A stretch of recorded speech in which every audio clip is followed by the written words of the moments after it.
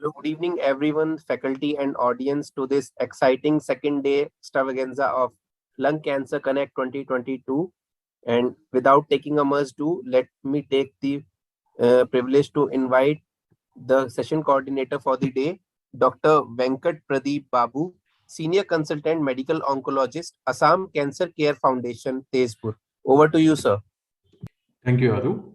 I welcome all the eminent faculty and the audience, speakers, and as well as panelists to the day two of Lung Cancer Connect 2022. Yesterday, the session was excellent with so many meaningful discussions. Today, we have interesting discussions on molecular genetics of lung cancer, molecular techniques, as well as interesting panel discussions from the eminent panelists. As well as we have talked from Dr. Mark David Vincent, international faculty, speaking on his experience in stage 3 lung cancer. So let us move on to the first session by senior consultant Dr. Amit Verma, who is heading as a senior consultant in the Department of Molecular Oncology and Cancer Genetics, and in charge of personalized cancer medicine clinic in the Max Hospital in New Delhi, to talk on the role of next generation sequencing in lung cancer. Over to you, sir, Dr. Amit Verma. Please enlighten Thank us you. on the role of NGS in lung cancer. Thank you very much. I will just share the screen and I thank the organizers for inviting me for this wonderful conference and wonderful session. And I will be talking on the aspect of the role of NGS in lung cancer. And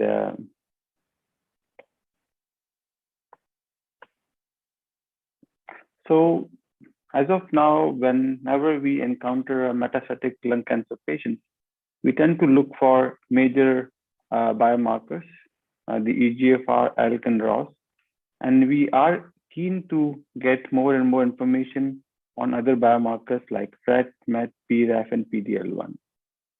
So the major challenge what a clinician faces in their routine practice is as and when we go ahead with the sequential approach of biomarker analysis, the tissue gets exhausted. By the end of the fourth test, 50% of the times, the tissue is almost gone. The major challenge is the tissue, especially when we have very limited tissue because of these small biopsies, what we normally do during the cancer diagnosis. So the CAP as well as ESCO guidelines recommend all the biomarkers to be studied upfront for all the important genes, including the EGFR, BRAF, KRAS, HER2, MET, as well as ALK and ROS. And interestingly, we have to look for point mutations, copy number alterations, and rearrangement. So a test which can cover up all the important genes and all the important variants of alteration is something ideal for this case scenario. And the answer lies in the NGS, that is the next generation sequencing, which is basically gives answers to majority of the cases. And whenever we do NGS, we have options of amplicon-based assays or hybrid capture-based assays, which seems to be quite good to pick up the point mutations. But for copy number alterations and rearrangement, hybrid capture-based assays seems to be better. So in terms of single sequential biomarker approach, a conventional approach, we are not able to pick up that well. The positive predictive value is less.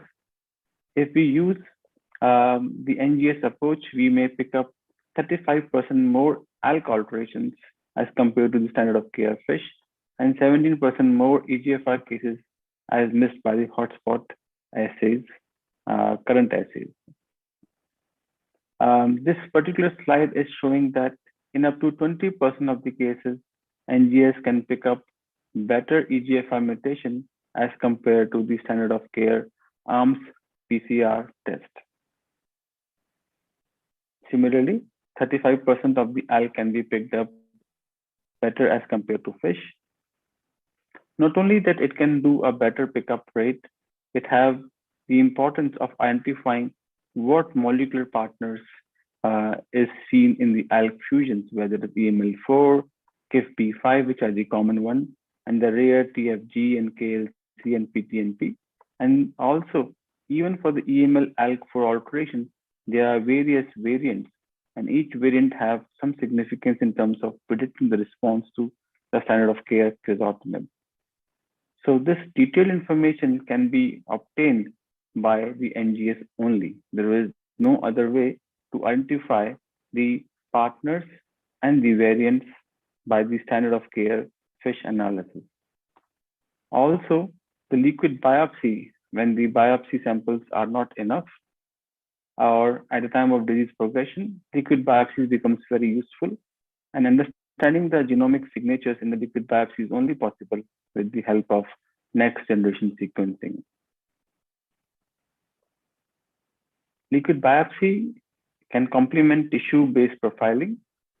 It has a concordance of almost 2/3 times, and in 86% times, the liquid biopsy can pick up genetic alterations affecting more than one pathway. So you may end up having more options at the same time if you're not able to do a solid tumor biopsy and the analysis. So this is again based on the NGS data. NGS have shown to have clinical benefit in the real world practice, whether it is a tissue biopsy based NGS or liquid biopsy based NGS. And if you're able to pick up the relevant targets, the overall response rate is approximately more than 50% across all the genomic alterations observed. So this is very, very important, and we are confident that yes, this approach seems to be a better approach as compared to the single sequential biomarker-based approach. New treatment options in non-small cell lung cancers is now driven by various genomic signatures beyond EGFR, ALK, and ROS. And we know the rare alterations like NTRK, alterations like HER2 new mutations or HER2 new amplification, RET alterations, MET alterations can give us a lot of treatment options if we are able to identify them.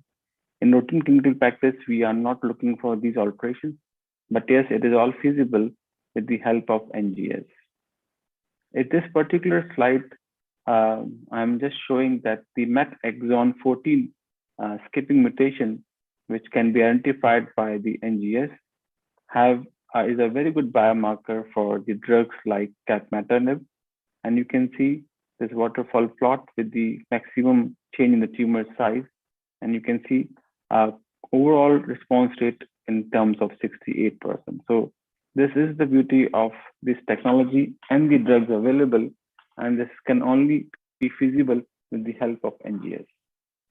Again, the drugs like tepotinib, similar to capmatinib, have a very important response rate, or you can say role, in treating the MET exon skipping alterations with the response rate in the range of 50%. Similarly, rare alterations like RET fusions, drugs which are the RET inhibitors like selpercatinib, again shows a very good response rate in the range of 64%. So the message here is rare alterations. If you are able to identify them, you may give a lot of treatment options or hope for the patient. Again, the perlasatinib, which is also a RET inhibitor, shows a significant response rate similar to the selpercatinib actually. So let's talk about the other information what you can identify with the help of NGS. NGS can also give you information on the concept of tumor mutation burden. In routine clinical practice, we look for PD-L1 as a biomarker, but there are certain scenarios up to 8% of the non-small lung cancer, which are negative with PD-L1 staining, show responses to immunotherapies, immune checkpoint inhibitors like pembrolizumab. So the biomarkers like TMB, which is now a tissue agnostic biomarker for response to immunotherapy, can only be calculated with the help of NGS. This subset analysis shows that patient with high TMB and low PD-L1 shows response durable clinical benefit with monotherapy as well as CR and PR with the PD-1 and CTLA-4 combination therapy in non-small lung cancer in up to 33-35% cases. That is 1/3 of the cases. So these subset of patients can only be identified with the help of NGS. We do not have any other technique beyond NGS to identify them. Similarly, the liquid biopsy is also a very robust way to do the NGS and understand the genomic alterations. Patients can they are subject to liquid biopsy can give us information on the blood-based TMB, and this data set is showing that blood-based TMB is also a very good biomarker, where this popular and OAK study have shown that the blood-based TMB is more than 16, and they have received atezolizumab, shows a better PFS as well as a OS benefit. Again, the blood TMB can be a tool for the response to durvalumab as a first-line setting shown in this MYSTIC phase 3 trial, but the cutoff here have been used as more than 20 mutations per megabase. Similarly, the TMB can also give you the benefit of predicting the response to immunotherapy plus minus chemotherapy. And this is basically giving and the cutoff for this is 16 mutations per megabase with pembrolizumab. So durvalumab, atezolizumab, as well as pembrolizumab, all these three can be easily predicted, response can be predicted based on the blood TMB. So this is my own data set, which is not yet published, where we did NGS on a larger cohort of samples, almost 35, where we did the foundation medicine test, comprehensive genomic profiling. And you can see that besides the EGFR, ALK, ROS, MET, BRAF, creatinine, ERBB2, which are reported as per the NCCN guideline, various other biomarkers which are not in the guidelines were also picked up, like BRCA2, CDK4, PDGFR beta, PDGFR alpha, and PTEN and STK as well. So if we talk about the actionability total, out of 35 cases analyzed, 34 were having some or the other form of actionability, whether in the form of TMB, whether in the form of the genomic alteration. If we just see the NCCN guidelines, out of 34 cases which showed alterations, 24 of them had alterations which were as per the NCCN guidelines, and 8 were additional, which can be considered to be tier 2 as per the ASCAT scale or investigational nature. But if I were to use only the sequential approach, that is EGFR, ALK, and ROS, I would have picked up only 16 cases as per this report, and that is the 46%. So the advantage of identifying alteration from 46% to 70%, even for the NCCN guidelines, and 97%, including the investigational drug, is something very important, and we should look for it. If we compare the my data set with the internal analysis, what we did, the EGFR pickup rate of the standard of care testing showed 23%, as compared to the NGS platform showing 26%. In my analysis, ALK pickup rate was similar, but NGS was able to pick up ROS, MET, BRAF, RAT, ERBB2, and KRAS alterations. So to summarize, EGFR, ALK, ROS pickup rate was higher in NGS, approximately 45%, as compared to single platform analysis, 33%. So this is a case study where a 56-year-old gentleman who was diagnosed with metastatic non-small cell lung cancer had EGFR del19 mutation, was given erlotinib and afatinib, had progression. Investigate further, was found to have T790M. We are very happy that yes, we have the answer, but the patient was given osimertinib but had a quick progression. On investigation using the NGS with foundation, what we found that the patient have ERBB2 amplification. So this is one of the possible resistance mechanism to the above treatment given, along with the EGFR amplification, which can be a relative mechanism for resistance to the EGFR TKIs. So with that, I want to summarize that the standard molecular tests such as IHC, FISH, and the comprehensive genome profiling like NGS complement each other, and we should use the NGS to detect several biomarkers in once, which helps us to avoid the tissue exhaustion, and it saves a lot of time. So with that, I thank you all for your kind attention. Over to the organizers. I can take any questions if you have any. Thank you, Dr. Verma. It's an excellent session and very comprehensive, informative on NGS. Particularly, it is quite obvious from your talk that more number of patients will be given targeted therapy if we use NGS upfront rather than going for a sequential testing of using PCR, FISH, etc. But your data showing 70% of patients showing some actionable alteration, it's really interesting. And definitely having a molecular oncologist in the institute will make a difference. Thank you so much for your time. Thank you very much. For giving second talk, we have with us an international speaker, Dr. Mark David Vincent, who is Professor, Department of Oncology, London Regional Cancer Care Center and Cancer Care, Ontario, to speak on stage 3 non-small cell lung cancer, evidence and experience so far. Dr. Mark David Vincent, welcome, sir. Over to you. Thank you very much, Mr. Chairman. Can you hear me? Sorry? Are you able to hear me? Yes, sir. We can hear. Can you see me? Okay. Yes, sir. Can you see my slides? Yeah. We can see, sir. Okay. Should be full screen view now. Yeah, full screen. It's in full screen. Thank you. Well, greetings to everybody and good evening. I'm going to be talking on management of stage 3 non-small cell lung cancer, evidence and experience so far.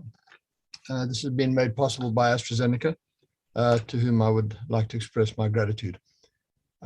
These are my disclosures.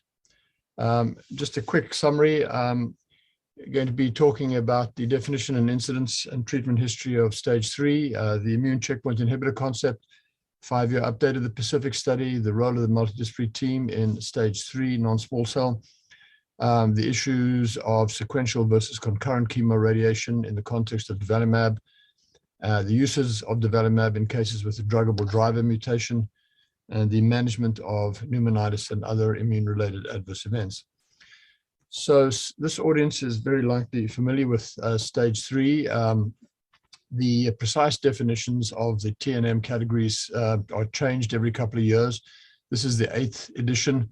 If you count them, there are 39 different T and N combinations of within the broad stage 3 category.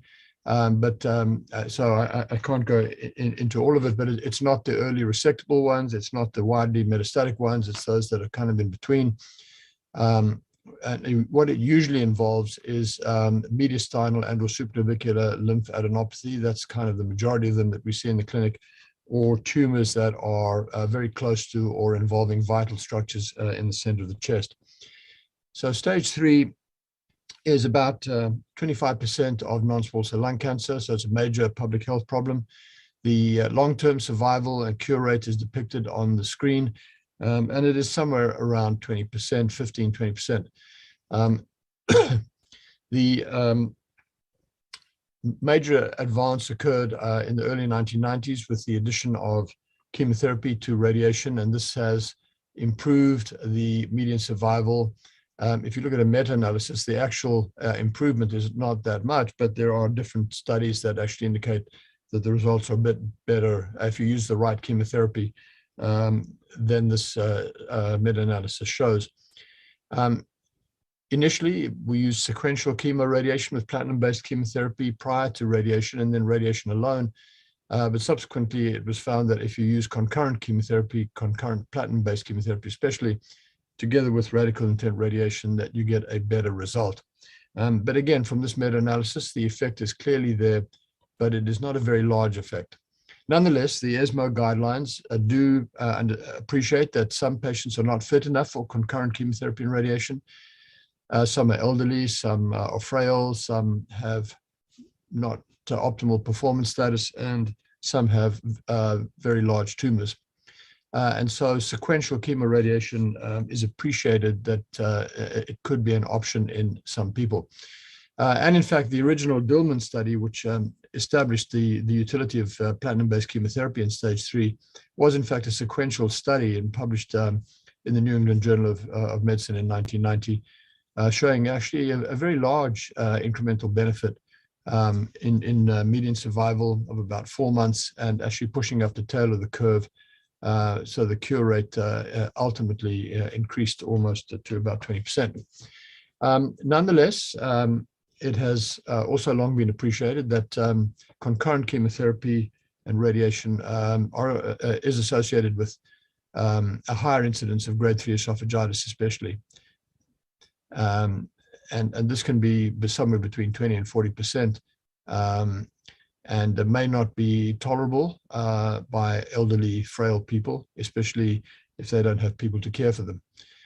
Sequential chemoradiation has a much lower toxicity with grade 3 esophagitis of about 4%.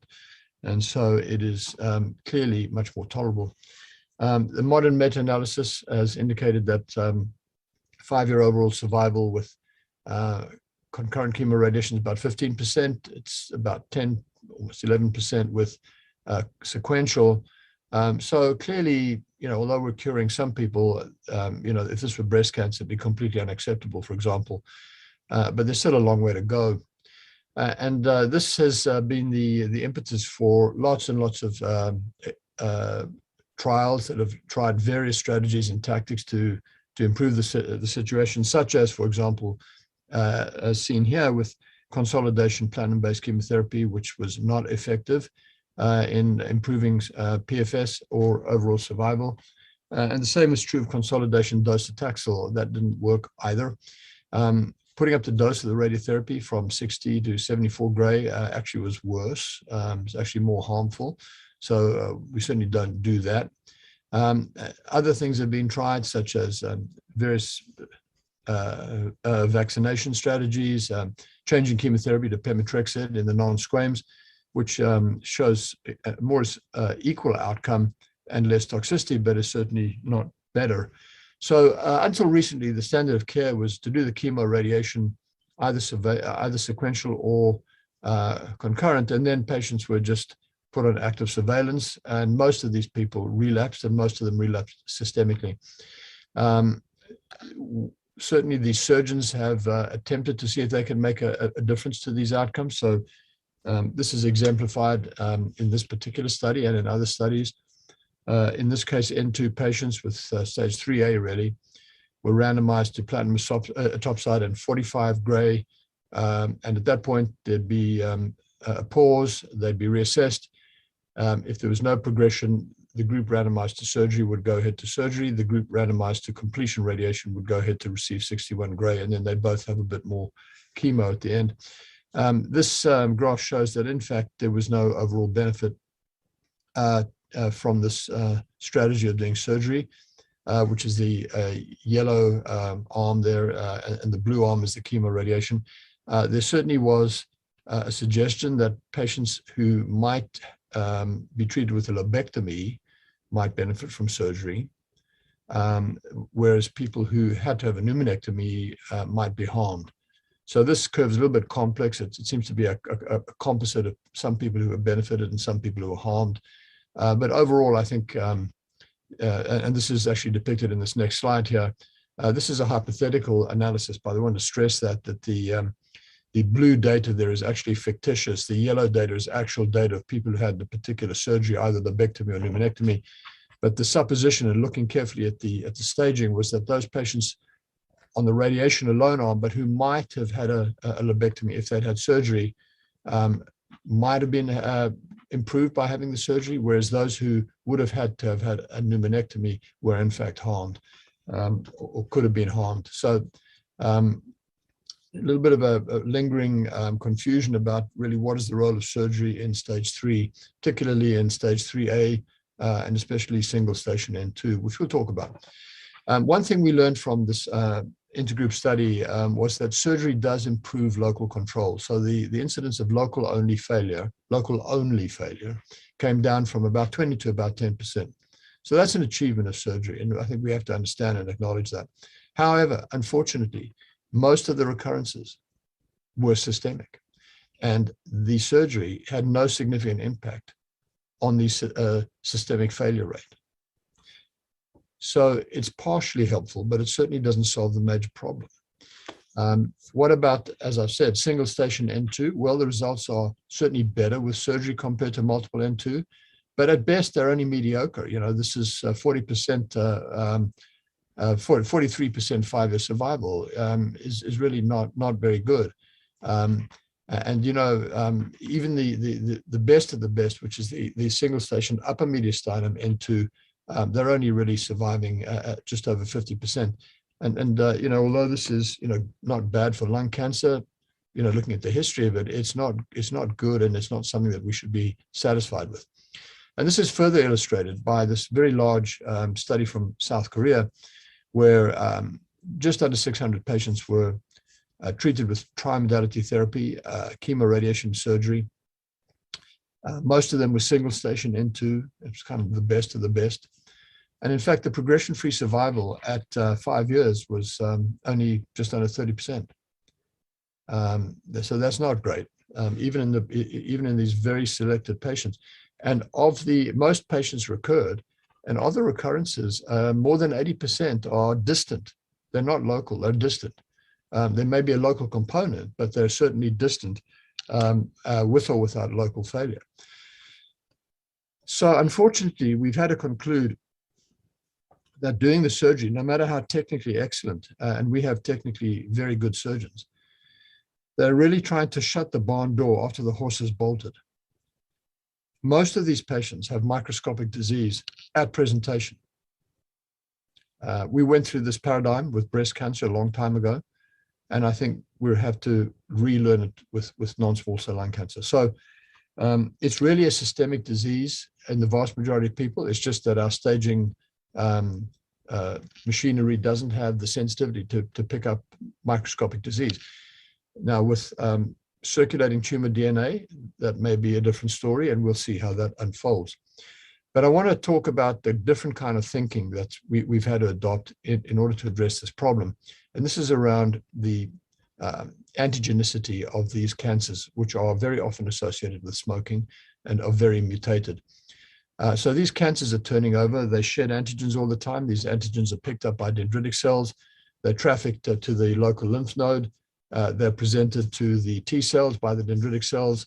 There's a checkpoint there that's an inhibitory checkpoint called CTLA4, which was discovered by this individual, James Allison.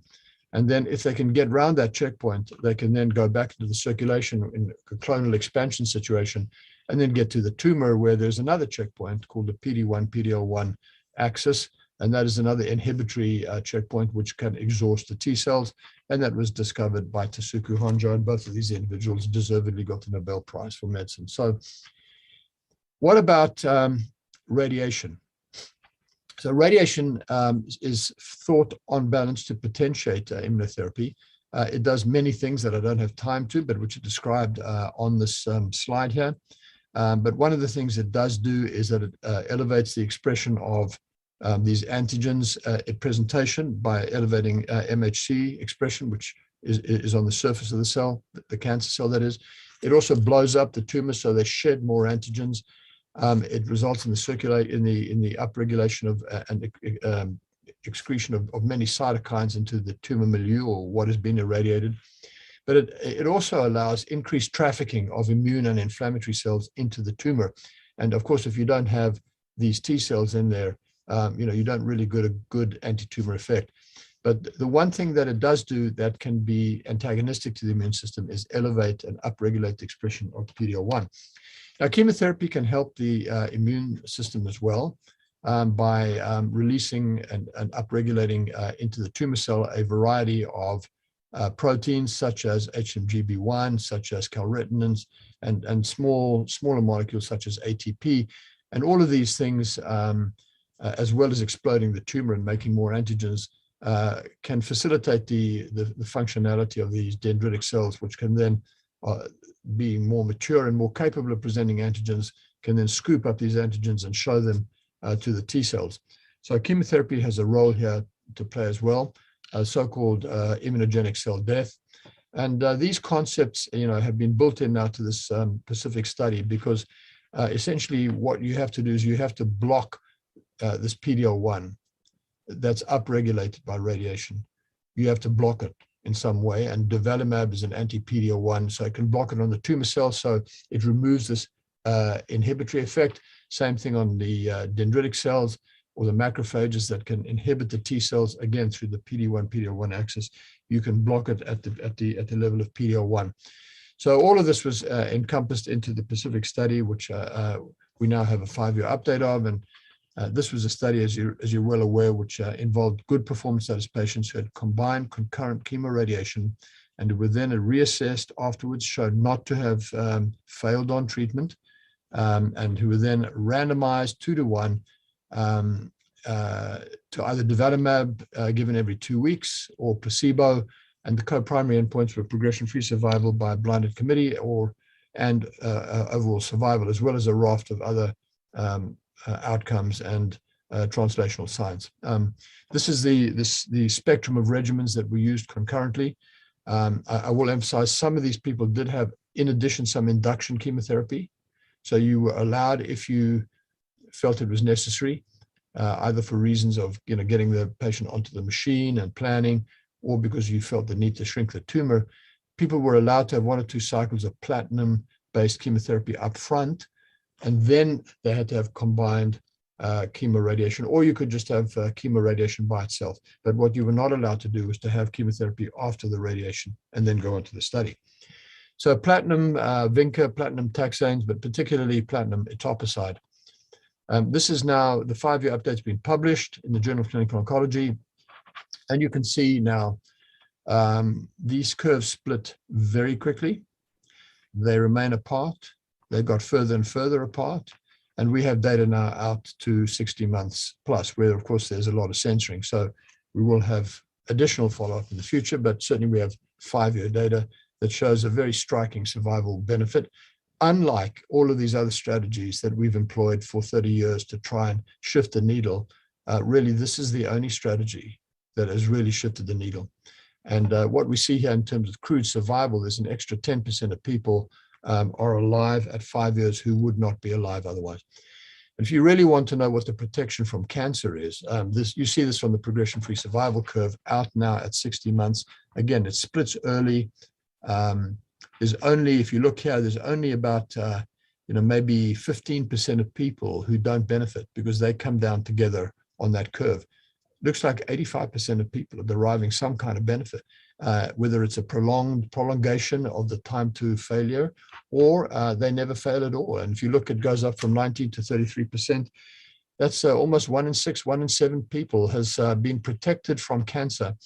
And I want to emphasize this, that it's protected especially from systemic failure, as well as local failure. But this curve shows the protection from distant disease. This is the time to distant metastases. And again, it splits early, it stays apart. These curves are very widely separated. And you can see the median really has been doubled from 18 months to 36 months. And there's a really decent tail on the curve here, pushing it up from about 20 to 34%. So there's a huge protection here from distant metastatic disease, which we know is really lethal. And in most people, not everybody, but in most people is a death sentence. We know that there's a protection in both smokers and actually, interestingly, in people who are non-smokers, a bit of a surprise, but there it is. There even appears to be some level of protection in EGFR mutated patients, and that we see that in the progression-free survival as well. There was a bit of an issue initially about the PD-L1 negative patients. This was not a pre-planned analysis. The pre-planned analysis was greater or less than 25% PD-L1 expression. But there was concern initially that the hazard ratio may not be favorable in the PD-L1 negative patients. Now, I just make a couple of points around that. Firstly, if you look at the 5-year update, and the point estimate now is very, very close to 1, and there's very wide confidence intervals on either side of that. Why? Because the number of PD-L1 totally negative patients was really rather small, and this study was not powered around PD-L1 negativity.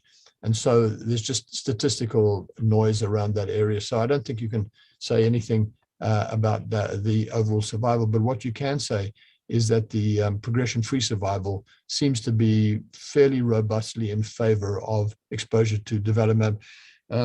So we in Canada, we have no problem paying for this drug in PD-L1 negative, PD-L1 positive patients, all of them. PD-L1 is not an exclusion criterion here in North America, and nor particularly in Canada, where we have a track record of being careful about how we spend money on new drugs. And also, you know, if you push the needle this way or that way to get the biopsy, you can get a different PD-L1 result. And we know that with radiation, the PD-L1 goes up. So this is pre-radiation, baseline PD-L1 expression. It's not really indicative of what happens, once you've radiated the tumor. So we don't pay attention to the PD-L1 level when adjudicating who should get this drug. But it is important to show that people with cisplatin had a bit of a better benefit than people with carboplatin, although these confidence intervals overlap. And especially if you can get onto durvalumab within 14 days of completing radiation, there looks like to be a significantly better outcome than people who are on between day 14 and day 42. So we tell people that they're going to have this treatment. It's not a surprise. We get the CT scan pre-booked. We make sure that they know this is going to happen and it's all smooth, and they get an early CT scan. And they get onto it quickly, if possible. Some people are beaten up and they need a bit of time, no question. But if you can, it's better to get it on sooner rather than later. The tumors continue to shrink more on the durvalumab than on the placebo. The complete and partial response rate continues to improve. And we know that symptom control is correlated really with tumor shrinkage. What about toxicity? Well, there's certainly radiation pneumonitis. You're going to get that either way. You get that in the placebo or in the durvalumab arm. So you're not going to escape from radiation pneumonitis risk, whatever you do. But there's a little bit of an increased pneumonitis rate on durvalumab, and most of it is grade 1-2. It's mild and can be managed. It is very uncommon to have serious grade 3-4 pneumonitis due to the durvalumab. Not saying it cannot happen. It can, and you have to watch for it. But it's not common. And usually if it occurs, it's mild. There's a bit of constipation. There's probably from hypothyroidism. There's a bit of a rash. There's some other mild side effects that can occur. But you have to familiarize yourself with immune side effects in general. This is certainly an immune checkpoint inhibitor. But it seems to be that the rate of toxicity we're seeing here in durvalumab versus placebo is very acceptable considering the magnitude of benefit. And again, you see any grade pneumonitis, whether it's radiation or whatever, is up from about 25 to about 34%. But mostly it's manageable and mostly it's mild and does not lead necessarily to discontinuation, except in about 1 in 20 people. So an additional 1 out of 20 people may discontinue because of durvalumab. So here's the protection. You can see there is massive protection, both from local failure in the lung and from the lymph nodal failure in mediastinum, and brain, liver, bone, and adrenal. It's down by 1/3 to 1/2. So there's massive protection here compared to the just the surgery, no surgery, where there is no benefit in systemic failure. In the Pacific study, there's a lot of benefit, both local and systemic, including protection from brain metastases, protection of about 50%. That's down from about 12% to about 6%, and protection from liver mets. And we all know what the significance of that is. So the median survival is pushed up from about 30 to about 48 months. The progression-free survival goes up by about a year. The long-term data indicates that this is not just kind of delaying recurrence in some people. It's actually cure. It looks like these curves are flattening out now. It looks like we are curing an additional maybe 10 to 15% of patients. And this is a milestone, not only in medical oncology, this is a milestone in medicine and science. In the interest of time, I'm just going to scoot over that really quickly. There's a massive program on durvalumab, both in early stage resectable, in late metastatic, and in stage 3 that is ongoing. I just want to talk a little bit about concurrent versus sequential. This is a real-world evidence study done in Europe and Australia. Patients were treated either with sequential or concurrent chemotherapy and then placed on durvalumab. The outcomes were followed. About 1 in 6, just under 15% actually had sequential chemoradiation. I think that mimics my practice. Who was it who got sequential? Well, unsurprisingly, it's older people and it's people with bigger tumors.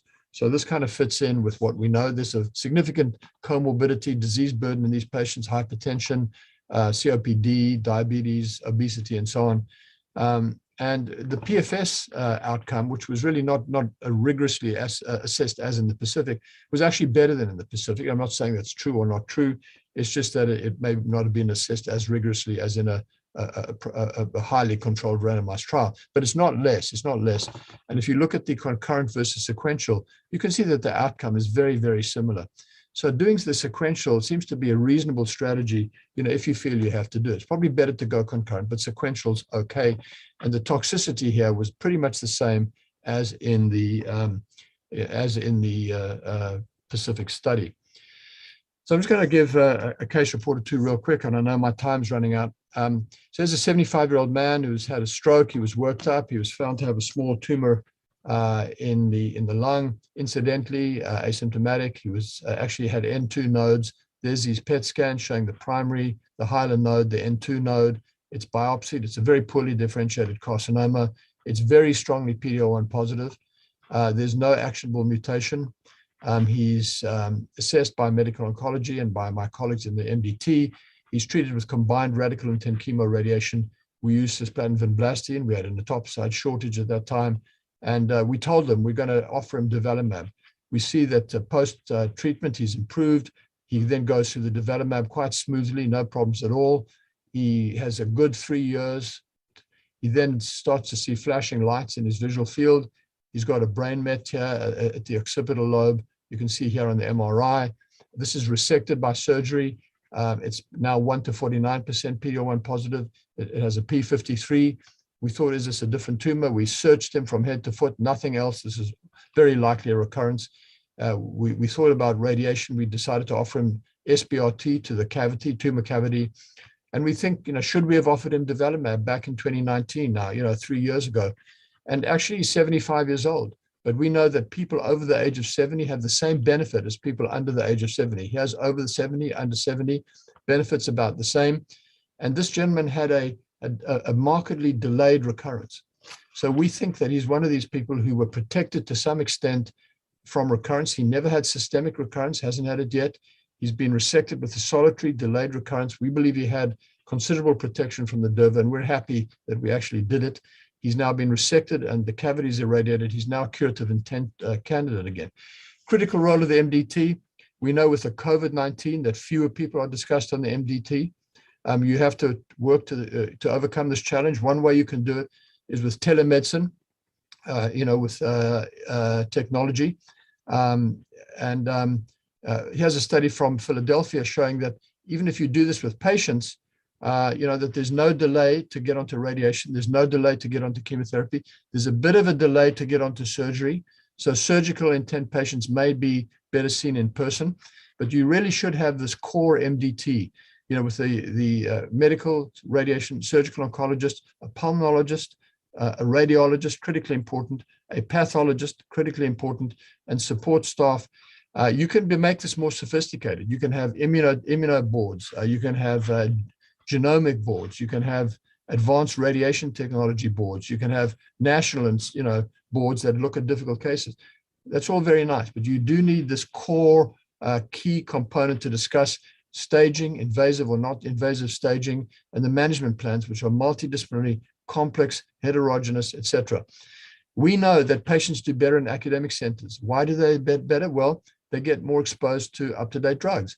We know that they're exposed to people who are more knowledgeable. We can't expect community oncologists to know all about everything. So it's good now for patients, even out in the district, out in places like India and Canada, which are huge countries, where they can be patched in for an opinion from an MDT in an academic center.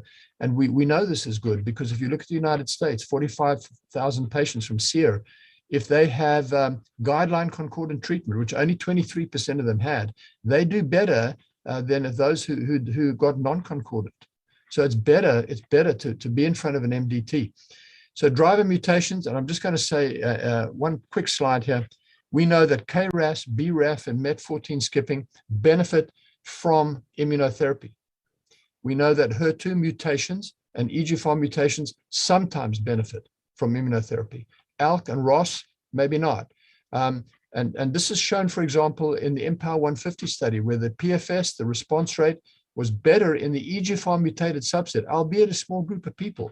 You can clearly see here, these curves are separated because of the exposure to atezolizumab versus just the BCP, Bev, platinum, paclitaxel chemo. So again, I'm just going to finish off to say that in the LAURA study, basically, this is stage 3 randomized to osimertinib or placebo. We don't have this data yet. It's an open question. And here's my last couple of slides. 52-year-old female from the Philippines living in Canada has a lump in her neck. There's the lump in her neck. There's her chest X-ray, the CT scan showing a hilar mass. She's got an N2 node. This is the biopsy that clearly shows an acinus there in the cytology. TTF1 is positive. We staged the rest of her. It's all negative. The PD-L1 is 1 to 49. It's not negative. She's a never smoker, but the PD-L1 is 1 to 49. She has a sensitizing EGFR mutation, but she has chemoradiation. There's the baseline. There's the CT scan. She has cisplatin etoposide and 60 gray standard of care. And we then talk to her. What we're going to do, here's a CAT scan. She's not progressed. She's clearly improved. We said, here's development. We're prepared to do it. We're not funded for osimertinib. We don't have the data for osimertinib in the setting. We offered her development. She took it. After 2 cycles, she got a little bit shorter breath. We looked at the CT scan. She's got clearly what looks like radiation pneumonitis because it's in the radiation field. The rest of the lungs look okay, but we decided to hold the development just out of an abundance of caution. And so for 2 or 3 months, we put on a weaning dose of prednisone. And she kind of, by September, it's about 3 months later, she felt better. This is obviously a radiation effect here.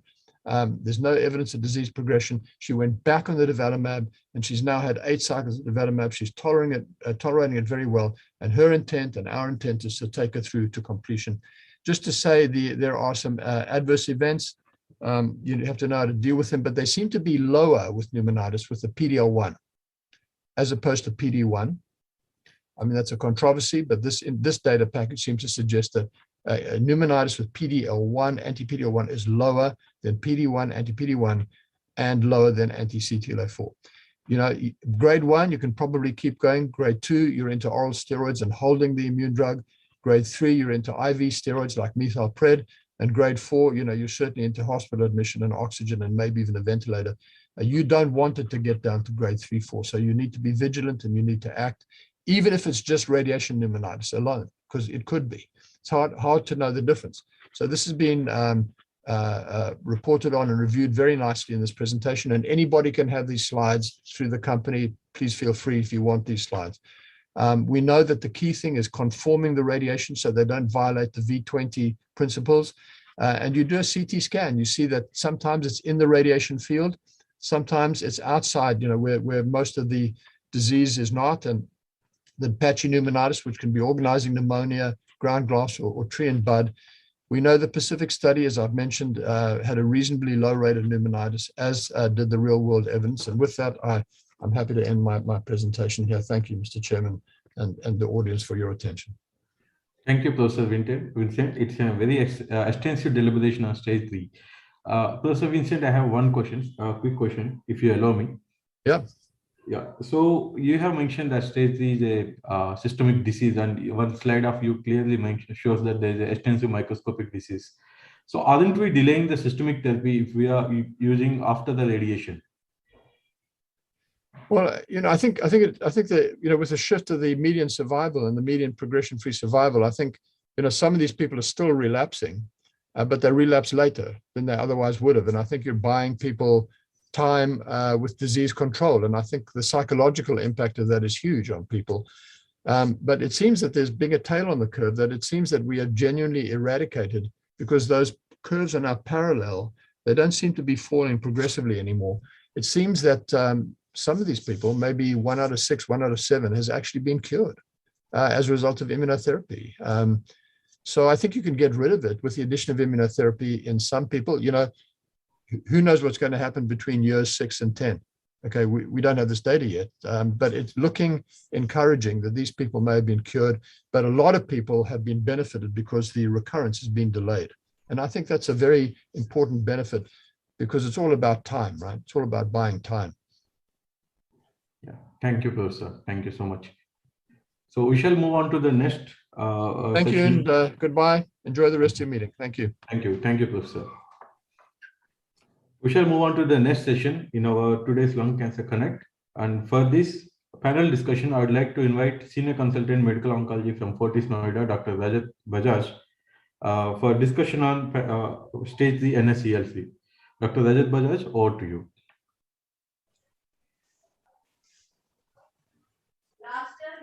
Dr. Rajat. So please unmute yourself. Hello. Yes. Am I audible? Yeah, you are audible. Okay. Good evening, everyone. Thank you, the organizers, for having me here. The topic of the panel discussion is going to be how do we really manage cases of stage 3 NSCLC in 2022. I would like to call my esteemed panelists, Dr. Anant Mohan. Is he there? Yeah. Good evening. Hello, I'm hello. here. Good evening. Dr. Nagender. Hello, good evening, sir. I'm there. Hi, good evening. Dr. Deepak is there. Dr. Good Deepak, evening, I'm here. good evening. Yeah, Dr. good evening. Kanika, I can see, good evening. And Dr. Darlong is there. Good evening. So we have a gamut of panelists starting from Dr. Anant Mohan from Delhi, who is a pulmonologist.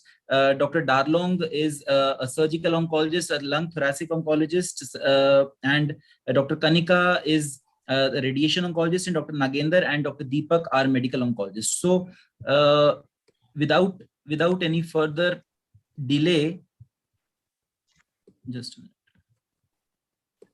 Are my slides visible?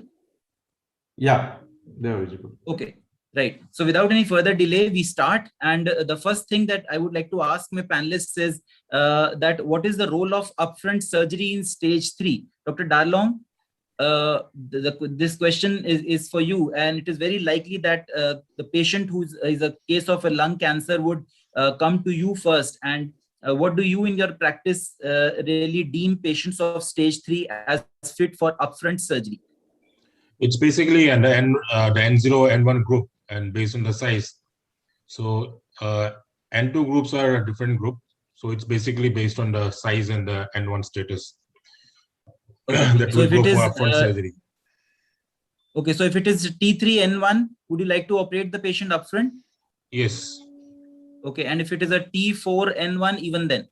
T4N1, it really depends. I mean, it's because of the size, and if it's resectable, I think we should attempt at surgical resection if you can go for an R0 resection.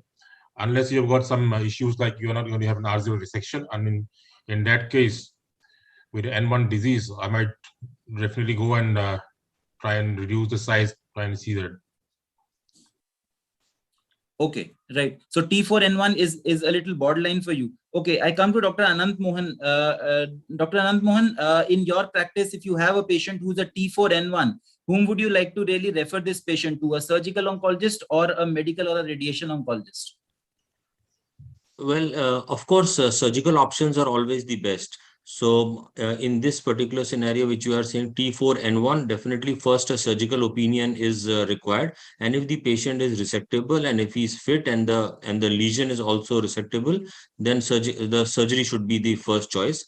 If for any reason, either because of the size or the location or any reason the tumor is not resectable or the patient is not fit to undergo a surgery, then we have to look at other non-surgical options. Okay, right. So I think your first go-to choice is a surgical oncologist, and that brings a smile on the face of Dr. Darlong also, which is good. But in your practice, what percentage of patients do you think are resectable? First Dr. Anant and then Dr. Darlong.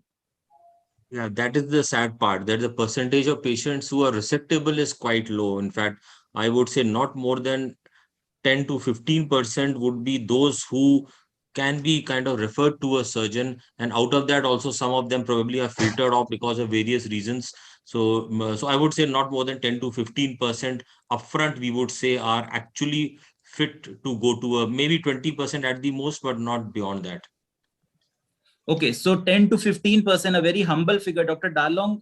Yeah. So does that smile still remain, or it really disappears a bit by 10 to 15%? No, Do you think that this is the right percentage in your practice?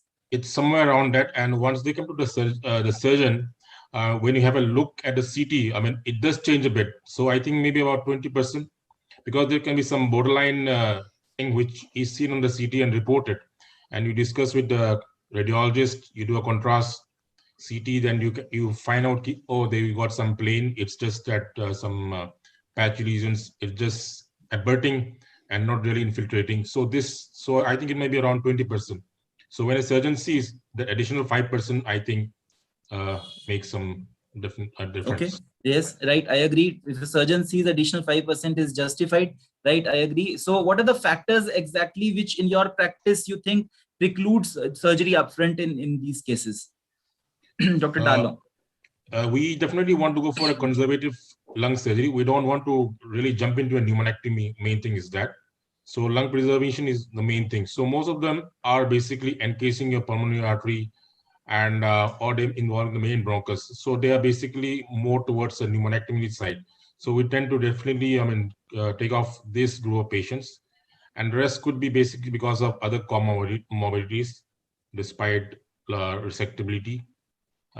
So it's mainly the location of the lesion, which precludes what you call a lobectomy. Okay, so you said that one point is that you want to really segregate patients into whether you can do a pneumonectomy or a lobectomy, and you prefer a lobectomy over pneumonectomy, which is understood. Apart from that, what are the other causes? So do you think that there is a prejudice against surgery in thoracic oncology? Do you think that? I think yes, it depends. I mean, so stage 3, this should be managed by a multidisciplinary team. If I alone as a surgeon sees, I'll be more biased towards surgery. So it has to be seen by both the medical oncologists, radiation oncologists. So the optimal therapy, that's a lobectomy, which should be the minimum and maybe the maximal also. Except that, I mean, we should not say that pneumonectomy is an absolute contraindication. There are a select group of patients who can undergo a pneumonectomy, but we need to sit down and discuss. That's what. So what I'm asking is that what all other factors do you consider? So you said comorbids is one, apart from the feasibility of pneumonectomy and lobectomy. Number two, we can probably take as comorbidities. What are the other points? Generally, do these patients have a good performance status to really undergo a surgery upfront, even if it is no comorbidity? Yeah, most of them being smokers and above 60 plus, they do have some comorbidity. So this needs to be really looked into. So a poor pulmonary reserve also is another thing. Definitely. Okay, yeah. right. And something. No. So the medical oncologist is going to come. Just a second. So coming back to our pulmonologist, Dr. Anant Mohan. So do you think that if you have a patient and he's a case of a stage 3 lung cancer, and you give them the option that there is going to be one option of surgery and then there is going to be another option of a definitive chemo radiation, what do patients in our country, do they really tilt in favor of surgery as far as thoracic oncology is concerned?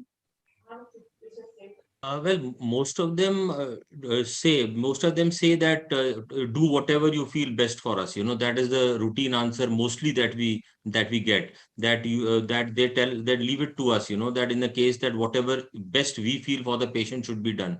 So in this situation, like I already said, if operable, surgery should be done upfront. If not operable, then of course we have no other option, but then we have to go for chemotherapy and radiotherapy and concurrent or sequential, that we'll see. But most of the patients do agree, and unless there may be a very small proportion who may be a little kind of afraid of surgery, but then with proper counseling, most of them do understand that it is important, and that offers the best chances of survival. That is most important, isn't it? So I think most of the patients do understand. Yes, agree. And when you say that there are few patients who are afraid of surgery, Dr. Darlong believes that most of these patients have not come to him first, and they have come through the other specialty of oncologist. Dr. Nagendra, you wanted to come in with a point. Right, sir. So excellent discussion is going on. So just one quick take I want to tell you that whenever we are dealing with the stage 3 NSCLC, we have to define operability and resectability. The cancer which is operable may not be resectable, and the cancer which is resectable may not be operable. What I'm trying to convey here is we have to do anatomical staging and physiological staging. Anatomical staging is based on tumor based, in which decides the resectability, whether the tumor can be removed completely by standard surgical procedures or not. It depends on the site and size of the tumor. Physiological staging is patient based, that decides operability, whether the patient can tolerate a surgical procedure or not. It depends on the performance status and cardiopulmonary function status of the patient. So then the question of the lobectomy, pneumonectomy, all this opens up. So first of all, we should be very clear whether the patient is operable or resectable, or whether it is resectable and operable or not. Like we have to clearly define the resectability and operability in a given scenario. Then obviously we have to discuss in multidisciplinary tumor board because it is a heterogeneous population. We have to sequence the treatment properly, whether they are fit enough for concurrent chemoradiation because of comorbidities and all those things are there. But as far as resectability and operability, the definite evidence comes from the anatomical staging and physiological staging. This is what I want to convey. Yes, exactly. So point well taken, Dr. Darlong. In your opinion, when you do a mediastinal staging for a patient who is, say, a T3N1C, T3N1, and a PET scan has been done, and we have a histopathological report, what are the methods used by you for mediastinal staging? Yeah, in our centers, we have a very good intervention pulmonologist, Dr. Rajiv Goyal and his team. So we always prefer EBUS first. Okay, so EBUS first, and if you see that it is a N2 station disease that has been found out. So do these patients really are taken up for upfront surgery? No. No, if we know it's N2, they go for a neoadjuvant. Okay, all N2 patients will go for neoadjuvant? Yes, this is what we follow. Okay, so suppose this patient is not N2 but is N1 and is taken up for surgery. So what is the role of mediastinoscopy in such cases which have already undergone a EBUS and a TBNA and have been labeled as a CT3N1? See, I mean, the EBUS report has to be really interpreted very well. If a good EBUS staging has been done, they have seen all the stations and the lymph nodes which they have biopsied, FNAB, are saying they're showing lymphoid tissues and not hemorrhagic. Yes. So we go by the EBUS report because this is, I mean, there is no definitely additional doing a mediastinoscopy adding to the morbidity. If we suspect it's not really staged well, like hemorrhagic things are there, and it's not really representative, then I would go for a mediastinoscopy. This will be basically for the left side.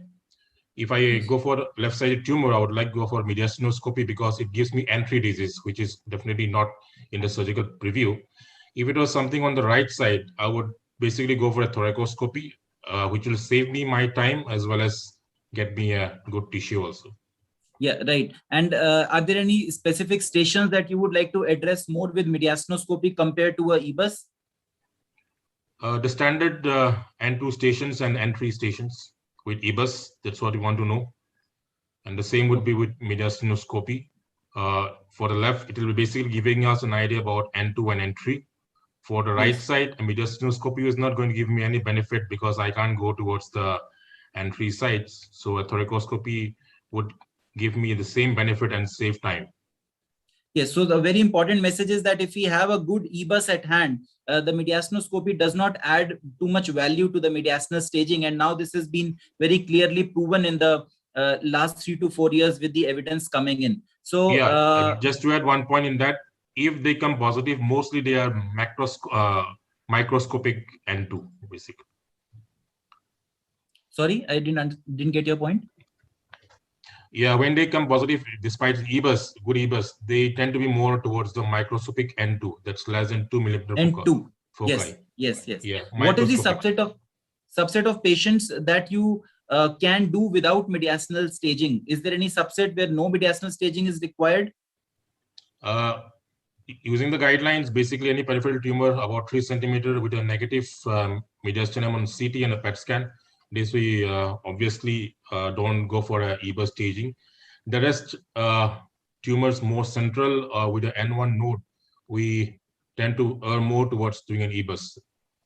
Or if you have any discrete nodes you see on the CT with no activity, more central or even towards the periphery also. If we have nodes on a CT scan, despite being a negative PET, we tend to go more towards EBUS, and especially with the adenocarcinoma morphology. Okay, Dr. Anand Mohan, coming to you, if it is a CT1C N0 PET scan has been done, there is still about a 6 to 7% chance that there may be N1 disease in the mediastinum. So your take on this, can we do without mediastinal staging in this particular subset? Well, see, ideal situation is that we should sample, of course, and because we do it, so we would obviously prefer that it be sampled. But then again, yes, like you're right, some of less than 6-7% or so cases may still be positive. Even PET negative nodes may still be positive. But then, again, there is the role of the multidisciplinary kind of a team meeting where we can discuss with the surgeon, and if the surgeon feels that he can do the mediastinal lymph node dissection easily at the same sitting as the actual surgery, then maybe we can do away with it, but ideally EBUS in these days is available everywhere, and it is a relatively very, very safe kind of a thing. So there is no reason not to do it, unless of course the patient refuses, or again the patient is having some problem, or if there are other contraindications. Yeah, so the basic point for not doing a peripheral T1C up to a T1C is that the N2 nodes we end up getting just in about 1 to 2% cases. Even if we are getting N1 in about 6 to 7% cases, even then these patients are really operable and they were being contemplated for surgery. Okay, so Dr. Darlong, what do you think is an adequate lymph node dissection? Do you think that adequate lymph node dissection adds to survival? This is an area of controversy because we always talk about the cost, that trial, which was basically for early lung cancers, which were clinically what you call N0. And those who had gone on to have lymph node dissection were basically after negative frozen, despite the negative frozen, they were randomized to 2 groups.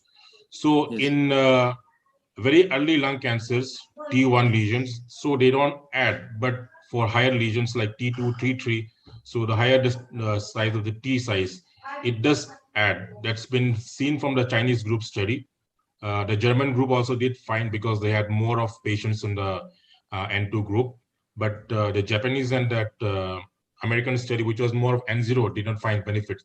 But we do routinely do a mediastinal lymph node dissection because even the ISLC criteria of a complete resection mandates that a lymph node dissection is done, because we are adequately staging it.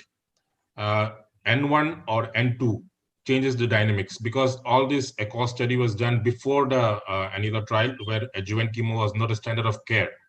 So presently we do lymph node dissection in all cases. We believe that it adds benefit both in terms of prognosis as well as some therapeutic effect. So we tend to do an en bloc dissection. That's on the right side, the level 2 and R, we take it as en bloc and the same whole packet of lymph nodes. And the level 7 node in all cases, then 8 and 9 you find. And the interlobal nodes, that's the 11, 10, 11. So we do a complete mediastinal node staging. Yes, any number of lymph nodes that you really look at to dissect? They say ideally around 10 to at least 10 to 14 nodes should be examined by the pathologist, should be sampled at least. So 2 scenarios. One, if the patient is having a clinical N0 mediastinum, and the other is that if the patient is having an evident node in the mediastinum. So in an N0, the AJCC 8 says that at least there should be 6 lymph nodes which should be dissected from at least 3 different stations. But you said that in your practice, you peg that figure as 10 to 12. Yes, at least in the ISLC guidelines, it's that side. And if you see as such, I mean, on the CT, you will not be able to see the flat nodes. So when you go to do a lymph node dissection, you always invariably there will be some lymph nodes which are basically normal nodes. They are flat. They've got a fatty hilum, and so when you take out en bloc, not just sampling it, you are basically taking the whole tissue in that particular defined compartment of the mediastinum. So you tend to get more lymph nodes. Okay, right. So the important message is that if it is a N0 mediastinum, then at least 6 mediastinal lymph nodes according to AJCC 8. And if it is a node positive mediastinum, then N1 and N2 stations have to be resected, like Dr. Darlong said. And a very recent publication in Journal of Thoracic Oncology, maybe about 3 years back, said that it was a retrospective analysis, said that if the number of lymph node dissected is more, then it has got a prognostic implication in the survival of patients. So definitely there is a lot of importance of adequate lymph node dissection, as the surgeon very rightly pointed out. So now coming to the upfront N2 disease. So if we from beyond N0 to N1, now coming to N2, if we have an upfront N2 disease, Dr. Darlong has already said that there is no role for upfront surgery. Dr. Darlong, is that right? Any case of N2, Yes, no role of yes. upfront surgery? You are happy to refer cases to Dr. Kanika for that? Not Dr. Kanika, to the medical oncologist. No, of course, this MDT, you have Dr. Kanika only, where you can refer cases to. So you are not going to upfront operate such cases, isn't it? Yeah, not operate upfront. Okay. So now the role of the radiation oncologist comes in. Dr. Kanika has been silent for a while. So I come to you. I think radiation oncologists will be happy to have an N2 disease at their disposal. Dr. Kanika, what is your take on it? N2 itself is again a diverse disease. We would be definitely keen to plunge on patients with multi-station N2 and infiltrative disease. Whereas if our MDT feels that the patient is physiologically fit enough and has N2 disease, which is not multi-station and infiltrative, then a neoadjuvant chemotherapy and reassessment is a fair option. So it is basically the patient's functional status. If we feel that patient is ultimately not going to end up in going to the surgical side, then NACT may not be propagated for that patient. But it is based on these two calls that we take a call which patients goes upfront for NACTRT, for CTRT. No, sorry, you said NSCT or NACTRT? It would be, if it is multi-station N2 infiltrative, then it is definitive RTC. NACTRT we usually only do for our apical tumors, which are the typical tumors where you are doing it in a pre-op fashion. It is not for the situation you talk of as upfront N2. Okay, so suppose you have one N2 lymph node and the size happens to be 2.5 centimeters. So, and this patient comes to you upfront and the EBUS has been done and it is a properly staged disease, a squamous cell carcinoma. Would you like to take this patient up for a definitive chemoradiation or some sort of a neoadjuvant approach? The surgeon says that this patient is resectable after a neoadjuvant approach. So if the patient is resectable, our MDT will definitely go for an NACT followed by surgery. So it is the patient's disease status which defines as well as the functional status. If it is likely to be operated, we will give the patient a fair option of a surgery, definitely. Okay, Dr. Nagendra, you are also in that MDT and there is a 2.5 centimeter node N2 disease. So what is your take on it? Do you think that you should be offering NACT to these patients? I was expecting Dr. Kanika to say NACT-RT so that I could have asked her further, but then maybe we'll start with NACT. So what do you think, NACT, yes or no? Yeah, your question is absolutely pointed, sir. So I want to make a point here that there is no universally accepted definition of unresectable stage 3. The determination is made on a case-by-case basis by an expert thoracic oncology team as a part of multidisciplinary tumor board. So this case is there in front of you, 2.5 centimeter N2 station lymph node. Surgeon says probably after induction, this patient may be operable. What is your take? Fair enough. So in that case, first of all, you have to decide whether it's a bulky or a non-bulky. For a patient, there is a difference between the oncological standard guidelines. But anyway, by and large, majority of medical oncologists and surgical oncologists are having a consensus that if you are having greater than 3 centimeter, we will consider it as a 2. If it is less than 1.5 centimeter, it is a small, it is not non-bulky. So if the patient is having a bulky disease, which is a large medicinal node and which is not in the previous surgery, I will be going ahead with the 3 cycles or 2 to 3 cycles depending on the tolerability of the neoadjuvant chemotherapy followed by surgery after doing a scan. If it is a bulky lymph node, if it is a bulky lymph node, obviously it is not in the previous surgery. I will be going ahead with the neoadjuvant chemotherapy depending on the patient. So I said 2.5 centimeter. Yes, tell me. Yeah, this is not bulky as far as definition is concerned. Okay, 2.5 centimeter is not bulky. Above 3 centimeter, by and large, we take it as bulky disease. But ACCP and NCCN having a difference of opinion. In ACCP, it is 2 centimeter in the short axis, and in NCCN, it is greater than 3 centimeters, which is taken as bulky. But yes, there is a debate on that. But by and large, surgical oncologists will agree to that. If it is above 3 centimeter and 2, we'll take it as bulky. In that scenario, obviously, these patients are not in the preview of surgery upfront. We have to go ahead with neo-adjuvant approach, in which we have to see whether the patient is having the fitness for neo-adjuvant chemo only or chemo radiation. So that have to be discussed in the multidisciplinary tumor board, in which qualified radiation oncologists also have to give their inputs, whether you want to use neo-adjuvant chemo only or neo-adjuvant chemo radiation, followed by assessment for surgery. So it is very interesting that Dr. Kanika says NACT and Dr. Nagendra says NACT-RT, and I'm finding it very interesting, and Dr. Darlong can only smile at this. So you tell me that people are in favor of a neoadjuvant approach. Okay, we'll come to CT or CT-RT, but then where do we have the evidence of a neoadjuvant approach even in a non-bulky disease? Do we have a randomized trial where we've seen that in a patient who is a less than 3 centimeter single station N2 induction therapy, be it a NACT or a CT-RT, has brought any difference to, if not OS, even then maybe a DFS also? Is that the case, Dr. Nagendra? Do we have any randomized control trial in this regard? Dr. Bajaj, sorry to interrupt. Please conclude as time is up. Yeah, 5 minutes. Yes, please, Dr. Nagendra. Yeah, you have shown correctly, sir. This the slide, which is speaking itself, that surgery after induction chemotherapy was no beneficial than RT after induction chemotherapy. So importantly, importantly, the message is that neoadjuvant approach, even if it is a non-bulky lymph node, is not something which is backed by a phase 3 randomized control trial, or for that matter, a phase 2 trial also. This is something that we have from the retrospective series. And like I was trying to ask Dr. Kanika also about NACT-RT. Dr. Kanika, do you think NACT-RT, any patients where you would like to give NACT-RT over NACT?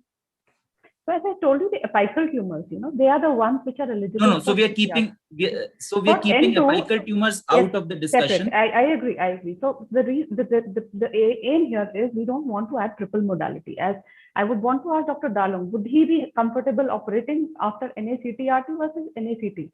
Because the challenge comes when you do NACT-RT, many a times then surgeons are not keen to operate. So if you are having surgery in your pipeline, it is important that your surgeon also agrees that he would select this patient for surgery after RT. Because surgeon is saying, I want best downstaging. Right. Thank you very much, Kanika. I would agree with that, because see, it's not just about the dissection, which gets difficult. The post-RT radiation pneumonitis affects also the other part of the lung, and they can really cause problems in the post-op recovery period in terms of lung complications, not just the resection in the post. Other part of the lung. The story about lung and esophageal pre-op CT-RT is very different, because the dosage of drugs which is given for C esophagus is different. So it is actually a very difficult situation. So that is why a surgeon has to be in loop if you are considering NACT-RT. That is why I think triple modality in lung is not a desirable situation in either end. So in your practice, you are not choosing any patients for NACT-RT in lung. Is that the message that we can get? We have sent patients for consideration of salvage surgery with residual disease, but in our practice, hardly 1 or 2 patients in a year would go for those surgeries, and it is not a huge number, which actually translates to go for surgery. Pancreas tumor is one entity in which time modality is the standard of care. He has excluded Pancreas. He has Dr. Rajat, great discussion. Dr. Rajat, great discussion, but you need to conclude, sir. Yeah, sure. So what is the role of neoadjuvant immunotherapy, Dr. Nagendra? Neoadjuvant immunotherapy, Checkmate 816, the SELEM trial, the NADI trial, is it ready for prime time? As of now, sir, it is not standard of care. As of now, we are yet to it. It has not yet come to the pen of doctors. Obviously, the data is not mature enough. As of now, we are moving towards neoadjuvant immunotherapy, but as of now, we are not having any hands-on experience of neoadjuvant immunotherapy. But do you think that the data is promising? Yes, it is appealing, and maybe possible in next couple of years, we will be using immunotherapy in neoadjuvant setting. But as of now, we are not confident enough. With brilliant PCR rates and major pathological response with increased resectability, I think that this data is going to come in now in the stand of care also in times to come. Dr. Kanika, adjuvant radiation, what are the indications of adjuvant radiation? So the current day indications are very clear. Any R1, R2 disease margin positive. Some data we are also giving for multi-station N2. Although no OS benefit, these are the two indications which stand as of now in today's date. So a single station N2, you would not like to radiate? Not having a survival advantage. So we will have to discuss other parameters apart from the nodal. There would be other adverse features also we would look into before advocating adjuvant in this situation. And if it is an N2 with extra capsular extension, then? Definitely. That was the other adverse features we would talk of in N2. So very recent publication in Journal of Thoracic Oncology said 2022 January said that if it is a ENE or a multi-station N2, then we may still benefit. Dr. Nagendra, what is your take on the role of osimertinib in stage 1B?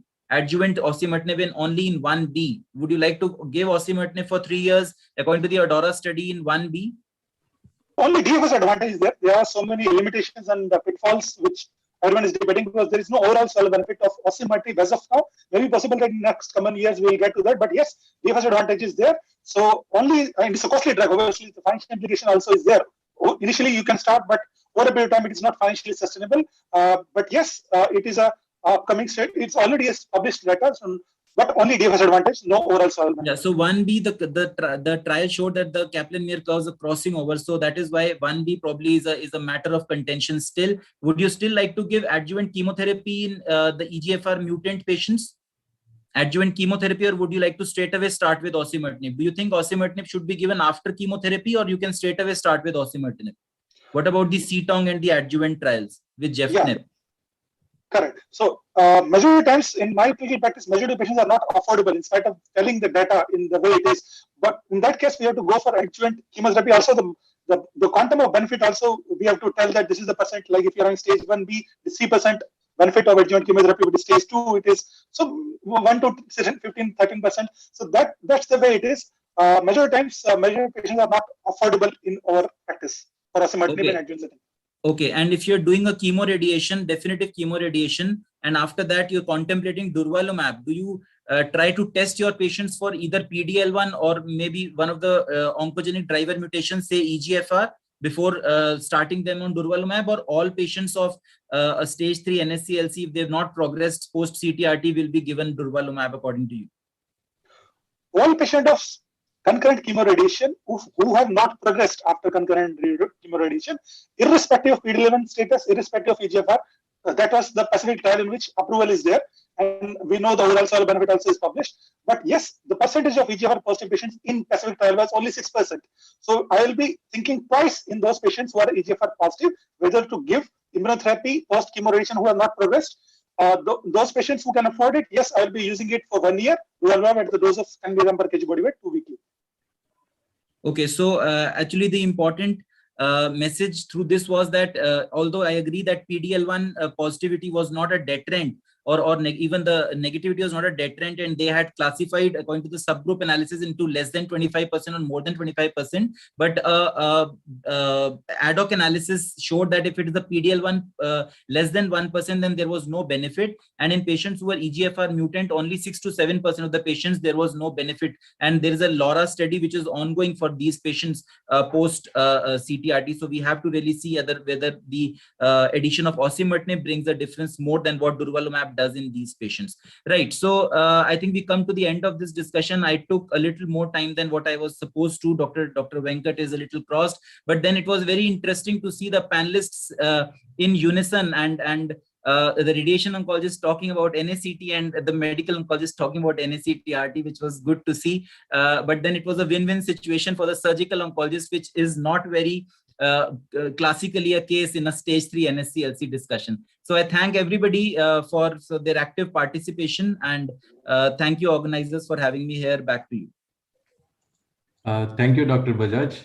So the conclusion is that whoever files the case, ultimately Dr. Darlang wins. Thank you so much. That's what. So let's shift the gaze and move on to the interesting and uphill task of discussing small cell lung cancer. To discuss this topic, we have our beloved teacher, Colonel P. Suresh Babu sir, Senior Advisor, Medical and Medical Oncologist from Army Hospital, Aranda, New Delhi. Suresh sir, welcome, and over to you, sir. Thank you so much. Can I share my screen? Sure, sir. Please. Is it seen? Yes, sir. Please keep in presentation mode, sir. Just trying for that. Okay now? Yes, sir. Yes, sir. So a big thank you to the organizers for giving me this opportunity to speak on the latest updates in extensive stage small cell lung cancer. So small cell lung cancer has been without much updates, and it's very heartening to see the latest updates that have taken place in this field. So globally, as we can see here, the incidence of small cell lung cancer differs by the continents as well as the countries, and Asia is still much less than the Americas. So the 5-year survival, this is what is very morbid about small cell lung cancer. We all know about it. So it is very low as seen in this slide here.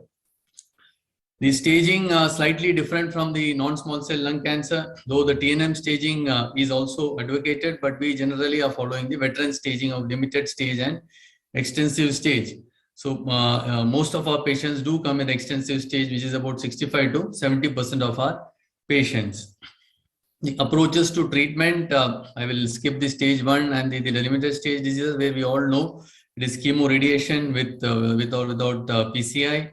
And in the stage 4 disease, that is extensive stage small cell lung cancer, the standard of treatment was for many years only chemotherapy, and now it has shifted to the first line treatment has shifted to chemoimmunotherapy plus minus consolidation RT or PCI, and of course in second line we have many more agents which I will be discussing. So I will not go into the details of the rationale behind immune checkpoint inhibitors, which you are all very well aware of by now. So suffice it to say that PDL1 expression has been observed in a significant proportion of small cell. There is varying reports. Some say that it is less and some say it is high. So important thing is that PDL1 positivity per se is associated with a better prognosis compared to PDL1 negative small cell lung cancer. And this we all agree that the tumor mutational burden definitely is high, being a smoking associated, predominantly smoking associated disease. The neoantigens and the mutational burden is higher compared to many other cancers. So immune checkpoint inhibitors have been one of the most important developments in the first line treatment of small cell lung cancer.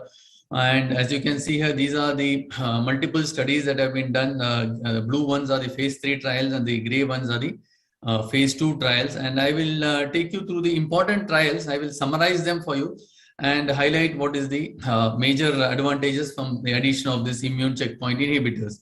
So PDL1 inhibitors have performed better compared to PD1 inhibitors. So there are two of them which we now know very well of. One is atezolizumab and other is durvalumab. So the IMpower 133, which used atezolizumab with chemotherapy. So here the chemotherapy backbone was carboplatin and etoposide, and for 4 cycles, followed by atezolizumab maintenance, and the control arm was placebo. So I shall highlight the differences between the trial which used atezolizumab and the trial which used durvalumab. The Caspian is the name of the trial which used durvalumab, and here cisplatin or carboplatin along with durvalumab. 4 cycles followed by durvalumab maintenance, and in the control arm 4 to 6 cycles was allowed. And now the trials with the PD1 inhibitors, that is pembrolizumab and nivolumab, which are performed very well in non-small cell lung cancer. The Keynote 604 study again used pembro with the platinum backbone and etoposide for 4 cycles followed by pembro maintenance, and etoposide platinum for 4 cycles followed by placebo maintenance. And this trial also did not allow unstable brain metastasis, treated brain metastasis only. And the ECOG Acrin EA5161 nivolumab 360 mg along with cisplatin or carboplatin etoposide followed by maintenance again. So all these trials are very similar in their design and the endpoints, which was PFS and OS. So what we can see from the summary of all these trials is the consistent benefit. So if we go by NCC and evidence block, the consistency of benefit and the phase 3 evidence is that we can see here. Consistently, there is improvement in PFS and OS, as we can see here.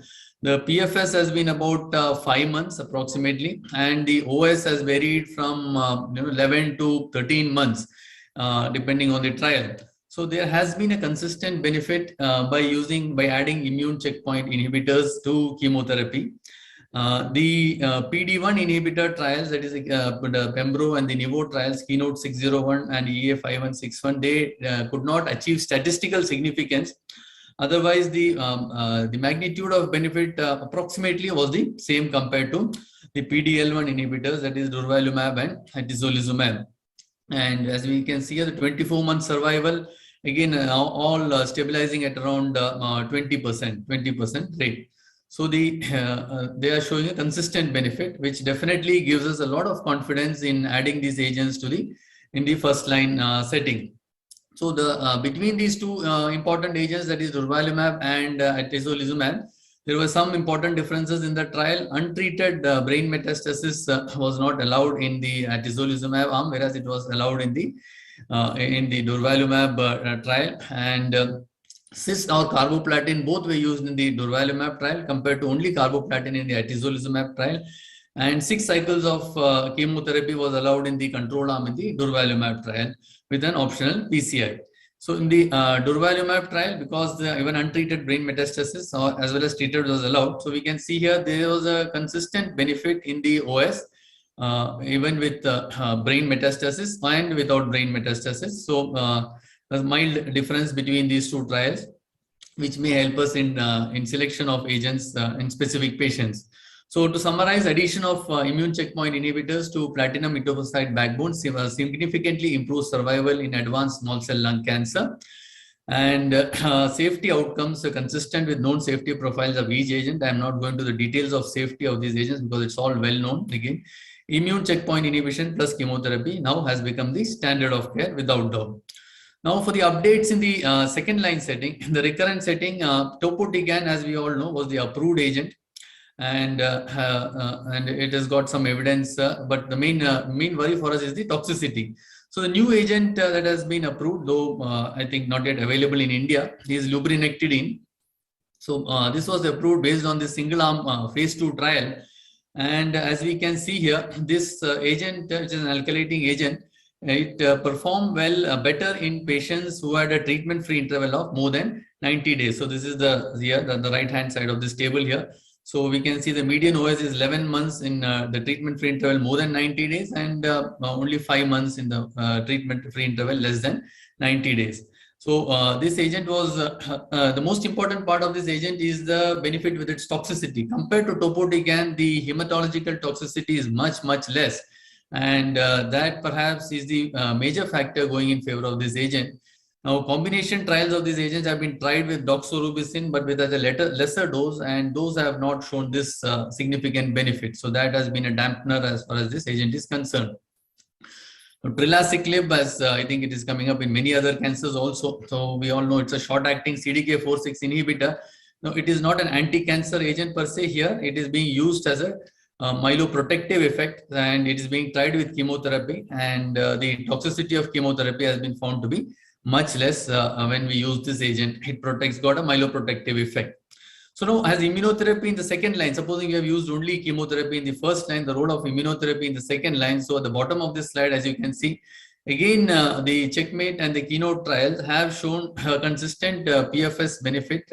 And all these trials show that towards the tail end of the curve, there is a plateauing of the curve, and about 10% of the patients have a longer survival, which is a good thing, definitely. Now, to come to the even latest updates, that is the research that is going on. So just to give you an idea of what are the latest research that is going on in extensive stage small cell lung cancer. So the TIGIT, the immune checkpoint inhibitor targeting TIGIT. TIGIT is an inhibitory receptor on the T and NK cells, and tiragolumab is a fully human anti-TIGIT monoclonal antibody. The skyscraper trial is using tiragolumab along with atezolizumab and chemotherapy also. That's not mentioned yet. So chemotherapy is also part of the trial. It's a first line trial, and this hopefully will show us some much better benefits than only immune checkpoint inhibitors. So the other is the agent called as BMS 986012. It is targeting the anti-fucosyl GM1. So again, the combination with nivolumab here, in small cell lung cancer. This is also showing promising results. Nivolumab and chemotherapy. Liposomal irinotecan is another agent which is coming up in small cell lung cancer. The advantage with this agent, it is long acting. It has got TF of 26 hours and a prolonged topoisomerase 1 inhibition. So it gets about more than 5-fold higher levels in tumors compared to plasma in 72 hours. So this is also showing this is a resilient study. Liposomal irinotecan. So the dose again is much lower than the irinotecan, the normal irinotecan which we use. So this is in an expansion phase trial now, and hopefully this also is going to get us some good results. Now the PARP inhibitors are also being tried in small cell lung cancer, and the gene called as SLFN11.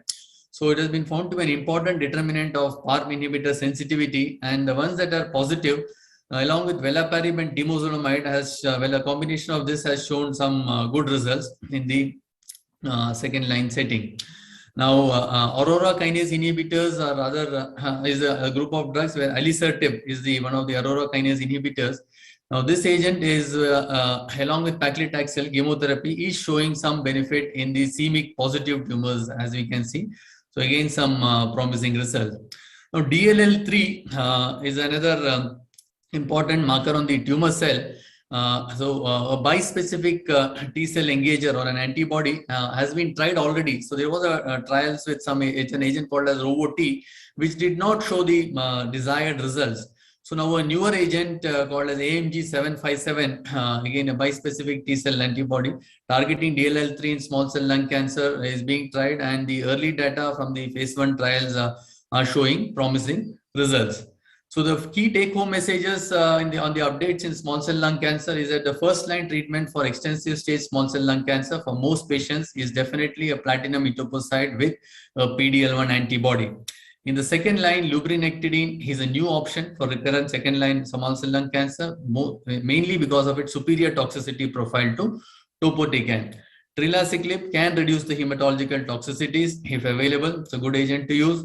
And there are multiple newer strategies that are being pursued in the clinic, including the TIGIT, the fucosyl GM1 antibodies, the aurora kinase inhibitors, PARP inhibitors, and the bispecific antibodies targeting DLL3. Thank you, and I will be happy to take any questions if there are. Thank you, Suresh sir. The forum is open for any questions.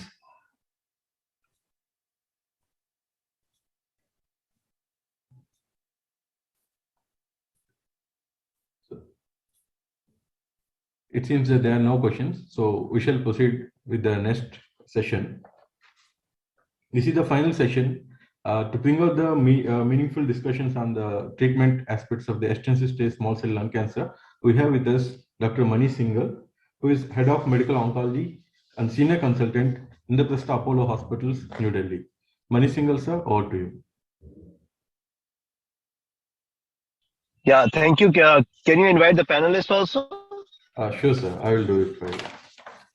So for this panel discussion, I would like to invite panelists Dr. Rajat Bajaj from Fortis Hospital, Noida, Dr. Mudassir Ahmed from Fortis Hospital, Noida. Dr. Mudassir, are you here? Dr. Mudassir. Dr. Sachin Khurana, Associate Professor from AIIMS, Delhi. Dr. Sachin.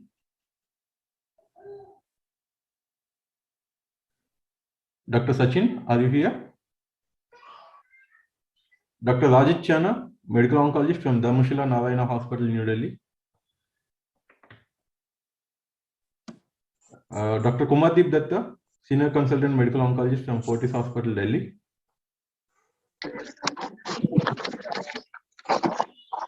Dr. Samit Purohit, Consultant Medical Oncologist from Action Cancer Hospital, Delhi. And Dr. Kaushal Kalra, Consultant Medical Oncologist from Sajjan Hospital, New Delhi.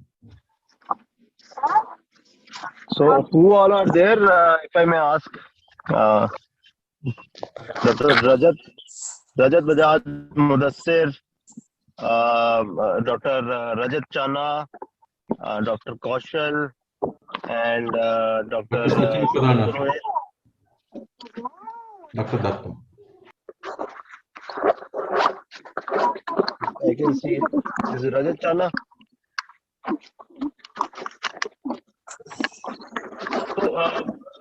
can I have my slide set? I think Aru Bansal, I've already shared my slide set with him.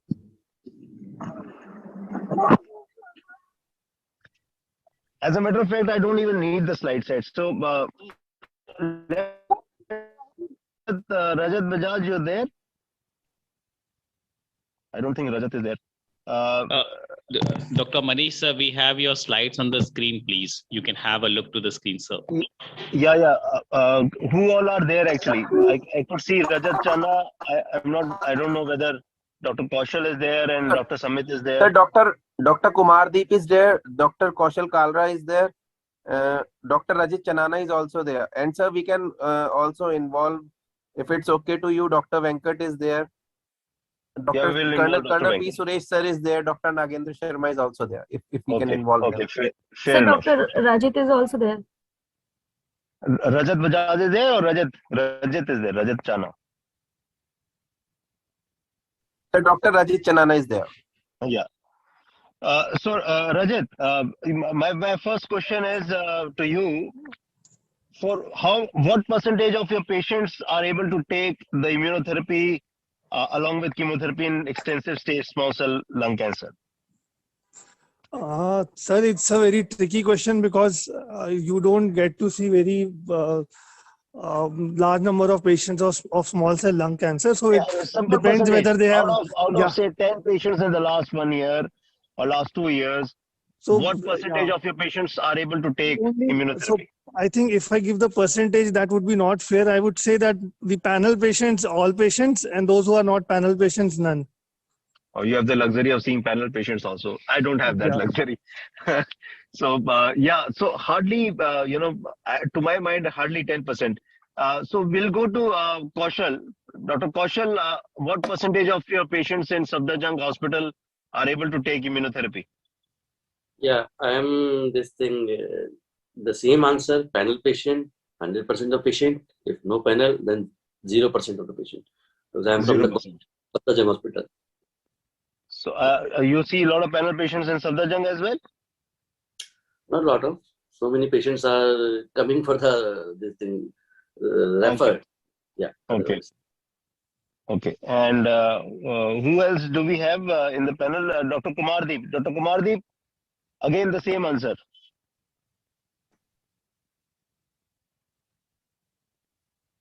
I don't know. So Rajat, what do you prefer between Atezo versus Durvalumab? How do you distinguish between these two options? These are all two competing standards of care. So what's your distinction? So I don't really know what is the the best IO. So I have used 2 times Tecentriq and 2 times Durvalumab. So both patients, all the 4 patients, they did well. So frankly, I really don't know which one is the better of the two. I think both are equal and both can be given. So that's a very realistic answer.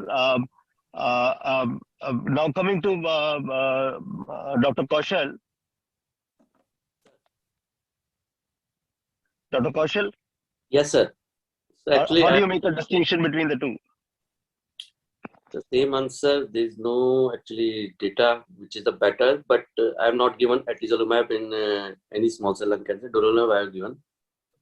Durvalumab.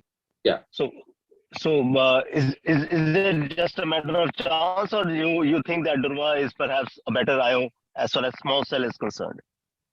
It's just a matter of chance. No, it's a matter of chance. It's a matter of chance. Yeah. Dr. Suresh, you made a wonderful presentation. You told us about if you're there. You're Dr. Suresh? Yeah, I am there. I am there, Dr. Manish. So how do you make a distinction? Hi. So how do you make a distinction between, you showed us a few data about carboplatin, cisplatin, and the follow-up data up till 3 years versus 2 years. So how do you make a distinction between these two IO agents? So it would be a theoretical answer actually. Practically, I agree with most of my other panelists that I do not make a distinction. But theoretically, if you have to go by evidence, then atezolizumab does not have a cisplatin arm in its trial. And as far as brain metastasis was concerned, again, untreated brain metastasis was not allowed in the atezolizumab trial. So there is some extra subgroup analysis of brain patients from the durvalumab trial. Right. And the Right. fact that cisplatin has been used in the durvalumab trial, maybe when you use cisplatin, you can So have let's more ask confidence. Rajat and Kaushal, how often do they use cisplatin and how often do they use carboplatin? So I use carboplatin for all of my extensive stage patients. There you go. That's the answer. So Kaushal, cisplatin versus carboplatin. Yeah, I will also prefer carboplatin. But if PS is very good and young patient, I am preferring cisplatin, whether limited or extensive. Okay, so fair enough. So mostly carboplatin in extensive stage. That is what you said. Yeah. Yeah. So I think the Dr. Suresh, the answer is very clear. Means, is it really a distinction? Means just because cisplatin was allowed, but who uses cisplatin? Means why do we break our sweat on cisplatin versus carboplatin when most of us are using, at least in 90% cases, carboplatin only? And regarding the PCI. The PCI was allowed in the Atizo study, and the PCI wasn't allowed in the durvalumab study. Correct. So, do you use PCI, Dr. Kaushal? Yes, sir. So, if the patient is on durvalumab, what will you do? You not use PCI? So PCI, I will prefer to go for this thing PCI in my patient. But PCI wasn't allowed in the durvalumab study. Yeah, that is true. So can we conclude that we don't give a damn?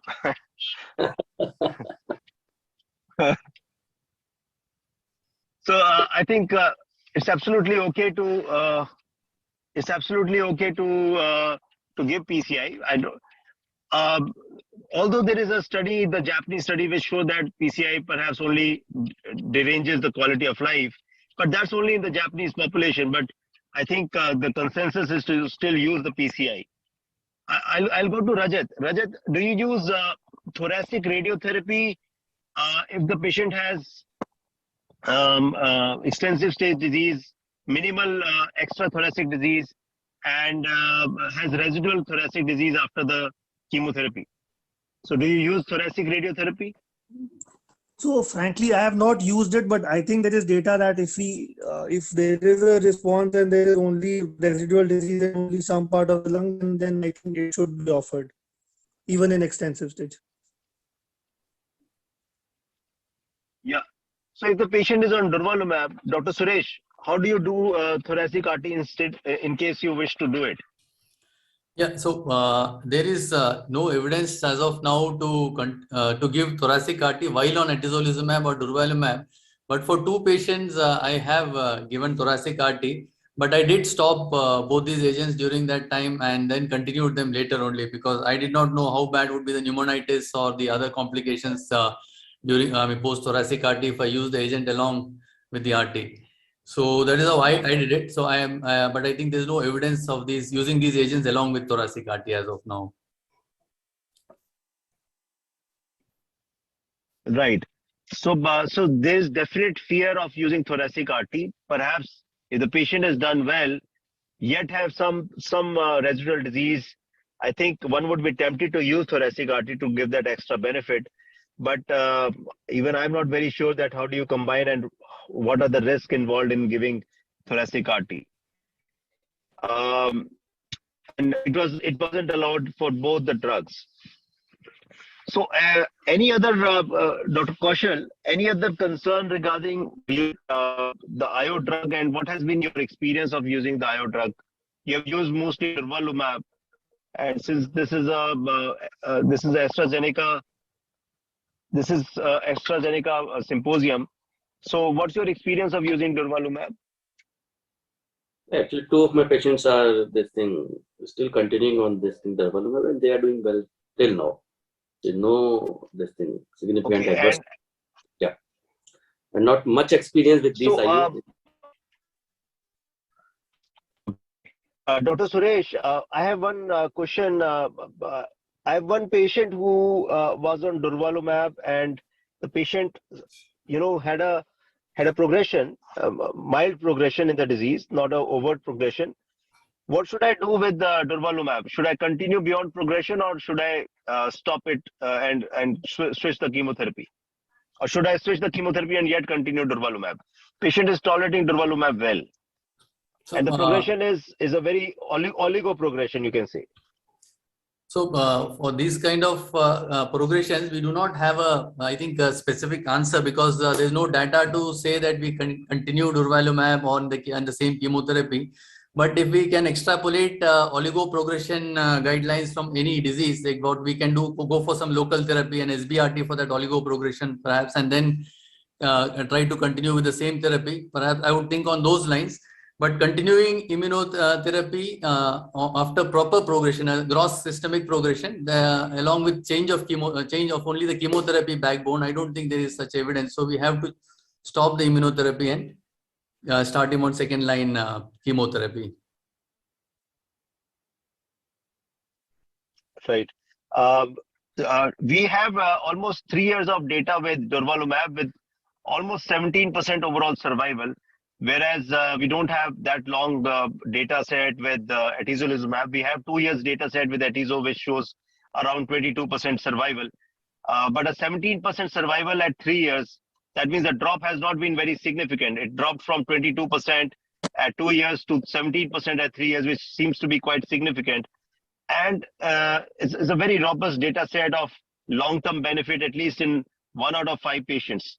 Dr. Rajat, your comment on this information. So yeah, so with a disease like a small cell where the prognosis is really bad, so IO has given at least some hope. And there is, as you suggested, that there is some data that if the patient has responded and has crossed a particular duration of time, then there is still hope that the patient might be having a maintained response if the patient had initially response after probably 6 to 1 years. And based on this data, similarly, we can answer your previous question. So if the patient had mild progression, so it depends on what duration this patient had that mild progression. So suppose it's in the initial phase of the treatment, then we should consider changing it. If it is in the later treatment, then maybe we can give some kind of local treatment and then observe. So right, I agree that these are the various principles of treatment which I think people do extrapolate and still use in routine clinical practice. And as far as routine clinical practice is concerned, I think there is not much distinction between the two agents. But yes, the volume of evidence and the length of evidence is favoring durvalumab over atezolizumab with 3 years of follow-up as compared to just 2 years of follow-up with atezolizumab. So that way, perhaps durvalumab should be the preferred option. But as such, there is hardly any distinction between the two agents. Lastly speaking, I think we can conclude this panel discussion over here. And lastly is that PCI on thoracic RT, everybody are tempted in a well-responding patient. People do use it, although the guidelines may talk otherwise. But people do use it, and I think it is absolutely okay to use it. And perhaps one may have to stop durvalumab for a while and do the thoracic radiation, and then still continue durvalumab beyond that. So I think these are various modifications that we do in clinical practice based on our clinical judgment call. But overall, yes, IOs have definitely led to improved survival in extensive stage small cell lung cancer. Any other comment from the panelists as we can close this session?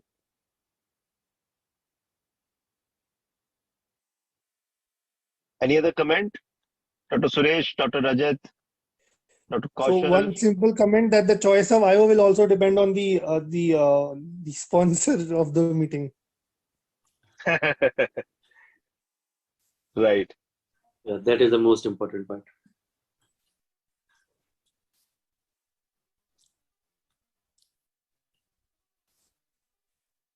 So with that, I think we can close this session. Yeah. And thank you, sir.